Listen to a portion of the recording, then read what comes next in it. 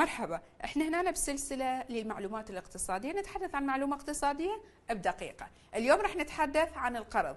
شنو هو القرض؟ بشنو نحتاجه؟ شنو يعني بالضبط؟ القرض هو مبلغ ينطيك اياه المصرف حتى تشتري بيت او تشتري سيارة او تكمل دراسة او لأي سبب كان، بالمقابل انت تتعهد انه ترجع هذا المبلغ بفترة زمنية محددة على شكل اقساط.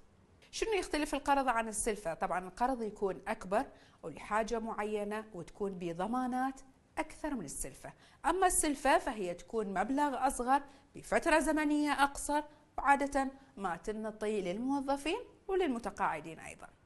من شنو يتكون القرض؟ طبعا يتكون القرض من مبلغ القرض والفائدة ومدة السداد، لكن اليوم خلينا نسأل شنو هي الفائدة بالتحديد؟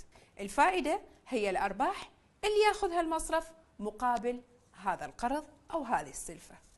هنا معناها أن القسط اللي تدفعه يتكون من جزء من القرض وأيضا من الفائدة. نصيحة قبل ما تاخذ القرض، احسب مبلغ القرض وأيضا مبلغ القسط اللي راح يتم استقطاعه من راتبك حتى تقدر تتعامل ويا مبلغ السداد. هذه كانت كل المعلومات عن القرض. انتظرونا بحلقة ثانية راح نعرف بها الفرق ما بين المصرف الإسلامي والمصرف العادي.